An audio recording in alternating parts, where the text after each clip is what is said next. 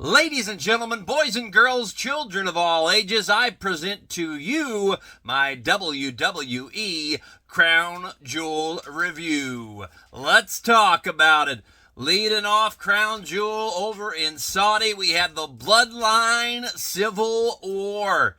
It had to lead it off with the Bloodline. You can't have the Crown Jewel title be anything other than the main event if you want to try to make it mean something, which I don't think they will. And as we saw in the post show, just going to be defended once every year. Put it in the vault. We'll get to more of that, but that's what I was thinking at the time as this match started off. It's just like a trophy. I was going to say, I bet we barely get it mentioned, 2 weeks or so into this thing. Well, I mean, they're mentioning it now. I meant like we're going to maybe see it for a couple of weeks and it'll go away. Well, no. Like I said, it's going in the vault, baby. And I actually kind of like that. I'll get to that after the main event. But, yeah, them leading off the show with the Bloodline told me we were not going to get anything like The Rock or anything like that. Didn't think he'd be flying over there. But, I mean, I'm thinking, well, we did see him at Bad Blood. That wasn't that big of a pay-per-view. Crown Jewel's bigger than that. But no, too far to travel. But I'm just like, otherwise, it's like, why are we rushing this storyline, though? Why are we rushing it for anything other than Saudi Arabia paid him a whole bunch of money, as they always do, and they're going to give him the best show that they can. So, to me, that's why this thing got kind of all rushed together. And, with what we saw after this, we're definitely, there's still things that got to be worked out and stuff like that. I just thought that them bringing Jay and Roman together, they're still not fully together. It's just kind of weird that they would be even together at all if they didn't, actually fully embrace. But I really think that was just to give Saudi this match that we got tonight. And as far as the match goes, man, it started off a little bit slow. Crowd was into it though. But again, man, I don't know. It wasn't too great for me. It just feels like they're kind of rushing through it. Yeah, just this whole Bloodline story. Man, they almost never do that, rushing through things. So I do have faith that they're going to get back on track after this. But, man, that's what I was thinking during the entrances of these wrestlers. First time the Usos have been on a team in a year and a half. I found it very interesting, speaking of entrances, that Jimmy comes out with Roman. Thought maybe if they're all going to be equal, shouldn't Jimmy have got his own entrance as well?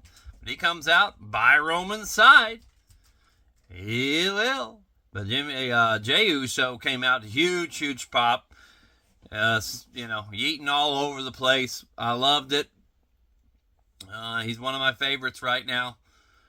I put my interest level in him just as high as I would in Cody or, anybody on that level. Man, Jay is right up there. He is right up there. But yeah, match itself started pretty slow. Got interesting whenever Jay wouldn't tag in Roman. Solo and company take control, beat Jimmy down. Jay ends up getting back in there when Jimmy tags Jay, just trying to tag somebody. Jay was the closest to him. And then finally, Jay tags in Roman, but only really because he was hurting.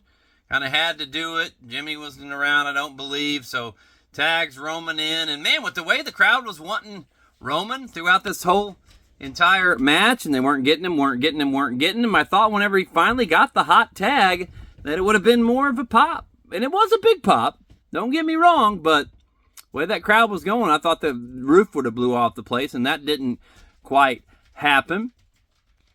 But then it was a major screw-up a short time later. I don't know if it was the camera, if it was the production truck's fault, not having it on the right camera, but watching it live, it looked like Roman didn't kick out. I'm like, oh, no, he didn't kick out because Uso didn't get there in time for the save, but I think he actually did get there in time for the save. But the camera, it just wasn't on the right camera. But really, in reality, it was more just a problem with the breakup. If that is the case, he did actually hit the guy from behind, forget who was making the pin. If he actually hit him from behind, then that should have got the guy off of him so that breaks up the pin. Otherwise, somebody hits somebody that's covering somebody and they're still on top of them and the guy doesn't kick out, the match should be over. And we see that a lot, where they just barely come in and hit him, but they're still on top of him. The guy doesn't kick out. So that was pretty trash. But I don't know, they glossed over it pretty good, I thought. And then just, I don't know, weird ref bump. Hard to really see what happened. Was it even supposed to happen? Did he really get knocked down? Again, problem with the camera work, I thought, here, because I didn't really see what happened. I saw it. It was just awkward. It was just awkward because a short time later, the ref gets up. I didn't see anything happen illegally. Maybe there's a couple small things, but just weird that why did they even knock it? Why do they need to do the ref bump? I don't know, man. This match just seemed a little bit weird. Just something off of it. Maybe again because it was rushed. Yeah, give the match a C plus. The new Bloodline getting the win. Wow. Solo pinning Roman. That's it's a pretty big deal, but did it seem like a big deal to you? I don't know. Let me know what you guys think in the comments. It's afterwards, Bloodline beating down Roman and the Usos as well. And the crowd wanting Sammy. Sammy coming out and making the save after it looked like he was going to maybe side with Solo and company. I guess that was in lieu of his conversation with Solo after, I think it was Raw this week, where he was talking to Solo, and Solo's out in the car in the parking lot at the end of the show, and they were overhearing it. I guess that was in lieu of that. Sammy is supposed to have a deal with him, but he changed his mind. Didn't change his mind. It was just a swerve the whole time. But, Sammy making the save. They have Jay's head in the chair, which, okay, that's fine. That's dandy. But then as soon as Sammy's, goes after the Bloodline and Jay recovers, Jay dropped the chair. What did you drop the chair for? He should have just started beating him down. At least try to beat him down with the chair, and then maybe have him kick it away. Eventually, all four, Jimmy, Jay, Roman, and Sammy, surrounding Solo. Other Bloodline, I guess, they got knocked out of the ring. And we see Sammy go for a Helluva kick, and Roman go for the Superman punch, and Roman accidentally gets kicked by Sami Zayn. That definitely adds intrigue to the story, and Solo escapes. But again, I don't know. It just feels rushed, man. It feels rushed. Like I said, it felt like they just did it because Saudi gave them a whole buku bucks, baby. Buku bucks. And, after Roman and Sammy accidentally hit each other, some arguing amongst those guys. Definitely, like I said, keeps the story going. I don't know, just seemed like a bump in the road, though, for this long Bloodline story that's been so good for so long. I thought the aftermatch was better, so I'll give the aftermatch a B- after giving the match I guess I'll give it a B. It wasn't pretty good. Women's Fatal 4-Way Tag Team Title match. We had some This Is Awesome chants. Don't believe we heard that in the first match. Definitely better than the first match from a pure wrestling standpoint. Those girls were making it pop, especially my Meta girls. Interesting that they had during their entrance saying Meta 4. I don't think we've seen that before. Is this Meta girls? That means we're going to see Noam Dar and the other guy who I can't remember his name. Or Mensa. There you go. I remembered his name. Are we going to see them anytime soon in the main roster? I don't know if we need to. I kind of just like the Meta girls out there doing their thing, and I thought they looked good. That on the shoulder dive to the outside was solid. The blue outfits looking like the Fantastic Four, though. Pretty cool stuff from Meta Girls tonight, but Yeah, it was a good match, but for a while there, after about 5-10 minutes, I had no idea who was legal for a few minutes. Finally got settled back down. And poor Chelsea Green, she got several spots where she took the brunt of some stuff, and then she got squashed by her partner accidentally. Eventually, we get a Doomsday, and Bianca and Jade Cargill retain. No surprise, still too early to start their breakup. I think they're going to run with these titles all the way to maybe if they're not, those women probably got to be in the Royal Rumble, though. I don't know. Could they maybe lose it as soon as Survivor Series? What's in between Survivor Series and the Royal Rumble? Maybe they do the tag match at the Rumble, they lose the titles, and then we see them come to blows during the Rumble, setting up a Mania match for next year between those two. That is yet to be seen. Still got a little ways to go before we get there. But everybody seemed in sync in this Fatal 4-Way Women's Tag Team title match. That's tough to do with 8 ladies out there. I know only 2 were legal at times, but it got chaotic. This was a good match. I'm going to grade it a B. And so far, it's our match of the night. Match of the day, I guess. It was, match of the night for me. I was watching it on the old replay late at night here on a Saturday night. Probably be Sunday or later. If you watch it at all, wait, if you're on it now, then you are watching it. So thank you very much. Please hit the like, follow, subscribe, all that good jazz. I'd really appreciate it, guys, as I try to continue to grow the channel. So we get Seth Rollins taking on Big Bronson Reed. This was a heck of a match. I thought they might keep Bronson strong, get him the win, but not against a guy like Seth. And we see Seth going to go right back into a Fatal 4-Way on Raw for the number 1 contendership. I do think he's going to win that. I don't think it'll be Dom or Damian or, maybe Sheamus. Maybe. Otherwise he's not. Why would he beat Ludwig Kaiser? I mean, just to make him look strong going into that match, to make him believable that it could be him. For the love of God, I hope it's not Dominic Mysterio. He's been talking about getting a title match of late. No, thank you. But, even though Bronson didn't get the victory, he looked really, really good in this match. I like that he got back up after he took the loss. He's all bloodied up, but he's standing on his feet. I don't know. Do you think this is over between Seth and Bronson? I do, even though Seth was saying if you come at me again, same thing will happen. I will make you famous, he says.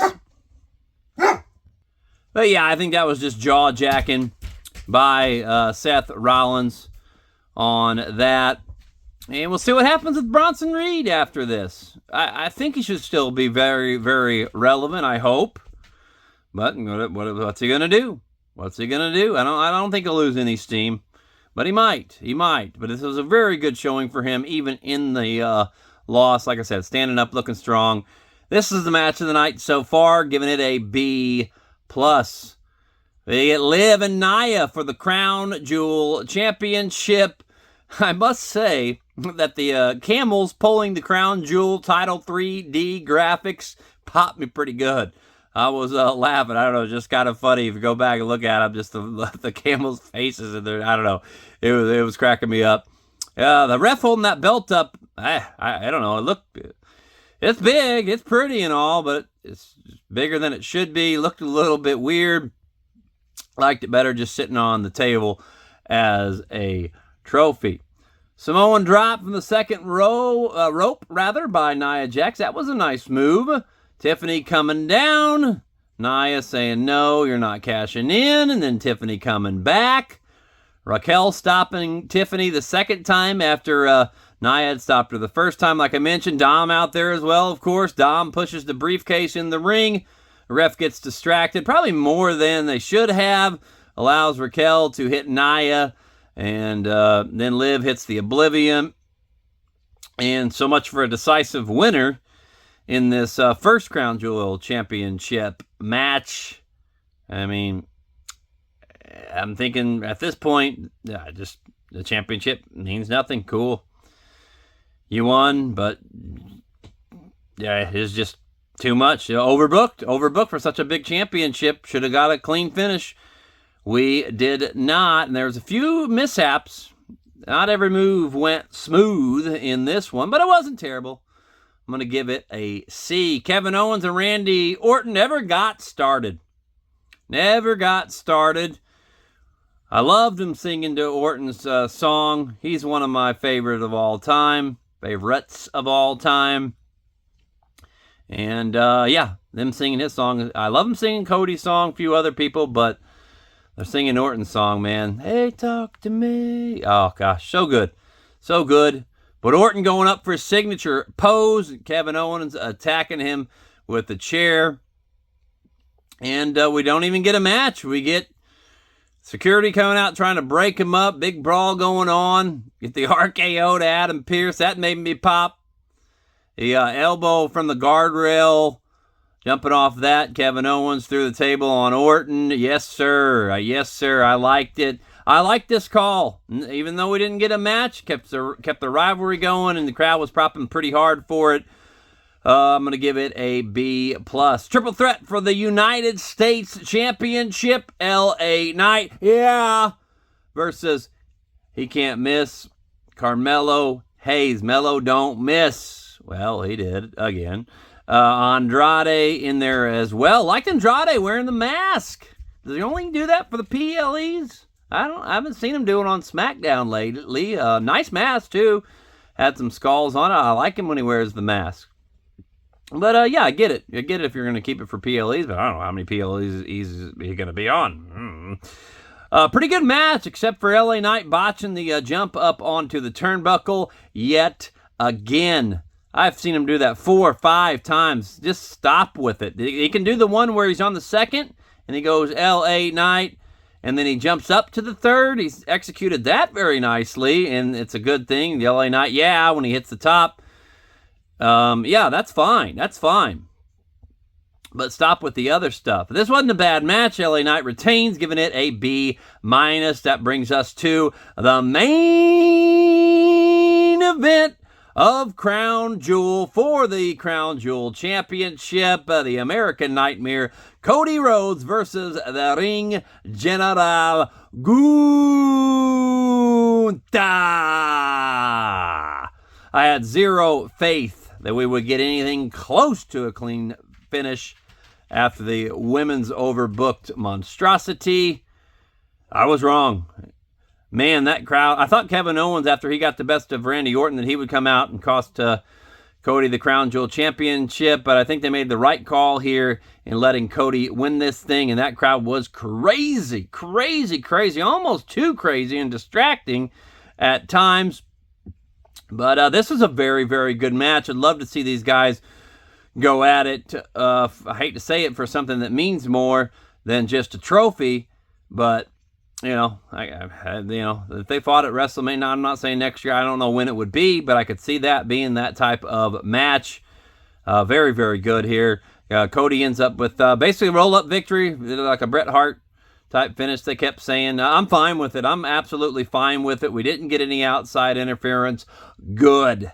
Keeps Gunther strong. He's fine. He took a pin, but he shook the man's hand afterwards. Like, hey, you got me. I think this is the best way they could have done this. It is my match of the night, giving it an A-.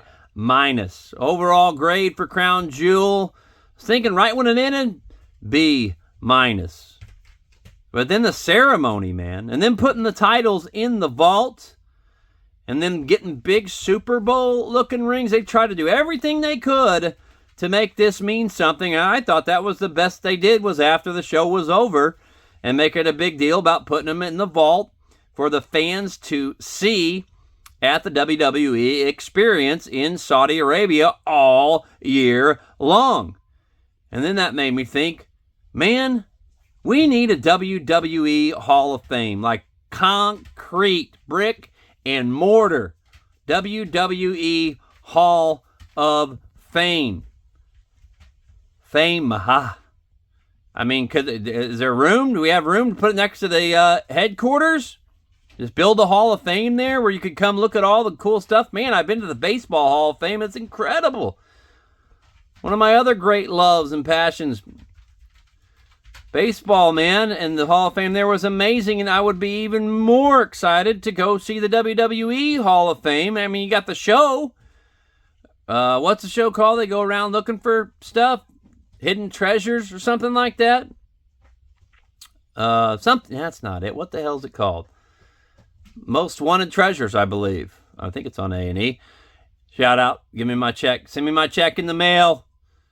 Yeah, man, we need a WWE Hall of Fame. I really like this ceremony here in the Super Bowl rings. It definitely made it seem a little bit like it did kind of mean sort of something, and made it even better when Liv's getting emotional about it, and rightfully so. With, you know, you got to think, just 5 years ago, they're wearing T-shirts, having the first ever match, Lacey Evans and Natalya, to where they are at now, 5 years later in Saudi. It was a big deal. That was a big deal. So that helped me made it better for me, with Liv getting a little emotional about it. I'm going to up my grade to a B. Can I do that? It's after the show. Well, I just did. Given Crown Jewel, well, I guess I could leave it at that. I don't know. I don't know. It wasn't that great, but it was decent. I can't grade after the show because it was after the show. I won't do it. I'm going to give it a B-. I'm going to give Crown Jewel a B-. What did you guys think? What was your favorite match, favorite moments of Crown Jewel? And shoot me your grades in the comments. Don't forget to hit like, follow, subscribe. Let's get this baby to 100. We've got to get to 100 sooner rather than later. Please, why am I doing these things? Why, oh why? Give me a follow, guys. And thanks for watching. God bless.